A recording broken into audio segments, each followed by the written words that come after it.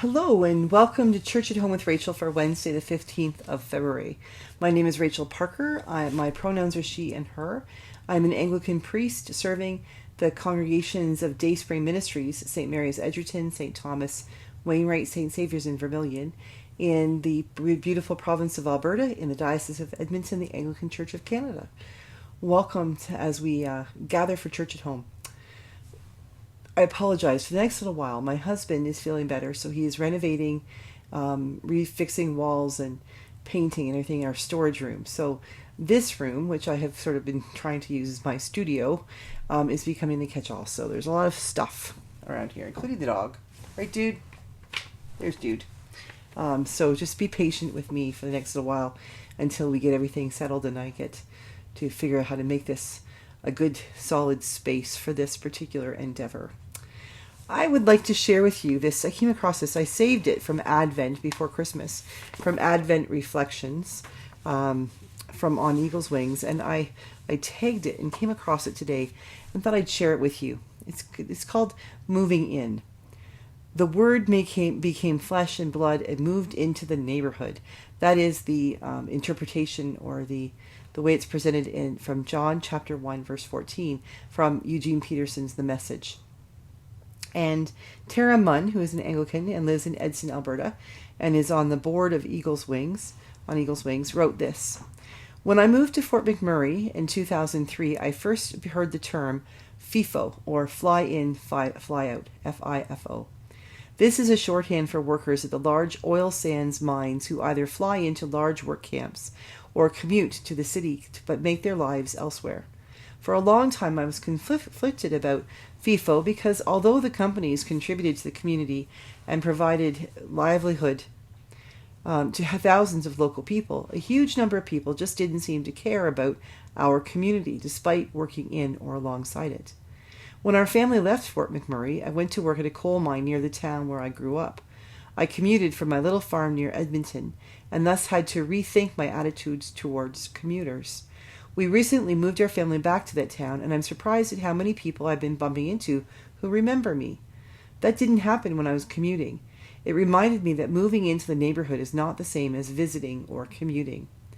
Our omnipotent, omniscient God chose to reveal himself to us as a human baby, creating our neighborhoods, moving into our neighborhood, and showing us how to love one another. This means a lot to me because I'm now a commuter. I have been for a couple of years. I live in Wainwright, but I work in Edgerton and also in Vermilion. And so I don't get to be in the community the same way I can be in Wainwright. And that has a significant impact on the way you live your life. As a member of a military family, we always feel like that because communities that have military bases, we have found, often become quite reliant on the base. You know, if the base provides in this case, over 1,000 people and their families who then are working with people who, they buy their groceries in the grocery store in town. The kids go to the public schools. The library is used, all those things. But there's a sense of transience that these folks are only here for 2 or 3 years and they move out. But we know we need them. So the community builds up sort of a symbiotic relationship with the base. One needs the other. They're very important. We lived on one base when Rob was first Reg Force, where the community itself was in such a position that if the base were to close down, the community would fail. They had no industry. They had nothing there that didn't rely upon the base. And the members of the community really treated the people at the base poorly. Like they really, although they needed them to keep their businesses open and for their homes to have value if they wanted to sell them, there was a real resentment that the base was there. And it was not a happy relationship between those who lived on base and those who lived off. And it's unfortunate because there could have been such a possibility, a hope that they could realize that like the base didn't have a grocery store. And it had a library, but certainly not the kind of library it needed. It had some schools, but not enough schools for everybody. It didn't have restaurants and things like that. So if the town had closed up and moved away, the base would have been in trouble. It was placed there because of the town. Like there's a back and forth there. This understanding of community and neighborhood is so important, and recognizing where your community is.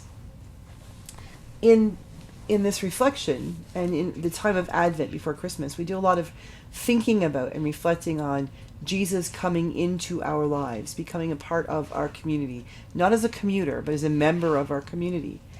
And we've had to really look at that concept of what is community ever since COVID, and in particular with social media, but then with COVID really pushing social media and public worship and public ability to get together to work in offices and things like that, getting so closed down with COVID, we learned a whole new way of being. People working from home, using their computers. People who worship online, like Gospel on the Go. People who do everything online. They order their groceries. They order their drugs from the drugstore. People even do FaceTime chats with their doctors for doctor's appointments. We have become so reliant on and recognizing that we need so much our technology that we are struggling with understanding what is community. What is it to be a community when we are online? One of the struggles I have is recognizing that the online community, sorry, dude's kind of choking there behind me. The online community is a very important community to me, and that is not a community that I'm paid to reach out to. My job, my job, I'll talk about job and vocation in a second. My job that I'm paid to do is to serve the people in my congregations in Edgerton, Vermilion, and Wainwright. And the people that I connect with online, whether it's for church at home or Gospel on the Go, that's extra to my work. It's not really seen by my parishioners, the people who, make sure that I have a paycheck. It's not really seen by them as I think, for most of them anyway, as part of my role as priest. And that's the thing, is you have your job, that which you get paid to do, and then there's your vocation, that which you are called to do. I'm fortunate because my vocation is what affords me a living. I get a paycheck because of my vocation, which is awesome. Not everyone else is as fortunate as I am. But this idea that I have this community or these communities over here, and there's 3 of them, Edgerton, Vermilion, and Wainwright. And then how do we create community as a group in Dayspring? But then we also have this community over here online, the YouTube channel. How do we recognize and pull together the possibilities that can happen when we start to understand that community is so very different? Jesus was born into our human world. He moved into the community, into the neighborhood. How do we begin to understand what our neighborhood looks like? Our neighborhood is no longer the streets that we play on until dark, the parking lot that we learn to drive in, the community gardens that we might plant our vegetables in, or the local hockey rink where we all go and watch the kids play or people go to skate. Our community is that, but it is also so much bigger.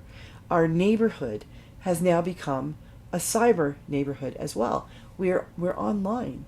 And how do we embrace that? How do we do this?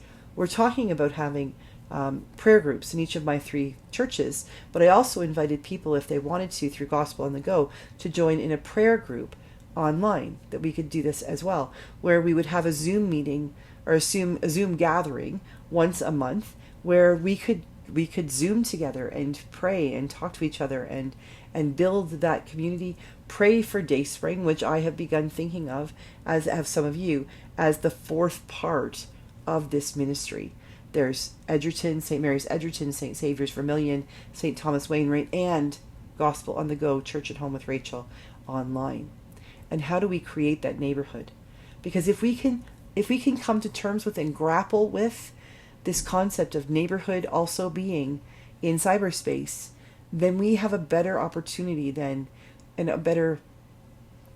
opportunity is not the right word, I can't think of the word, but we have a better chance at being able to share the good news of Jesus, to share what it is to love and to be loved, to be accepted and to be accepting with more people, when we recognize that our community is bigger than simply the people we look at when we look across the street.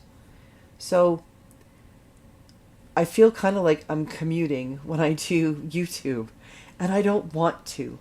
I don't want to feel like this is a commute, like I'm popping into a community. We need to figure out how we can build this community in such a way that people can be on the outskirts looking in if they want, or they can be right in the midst of it, in the mix of it if they wish as well. Not sure how to do that yet, but I'm praying about it, and I ask you to as well. Have a great day. God bless you, and I will see you tomorrow for Church at Home with Rachel.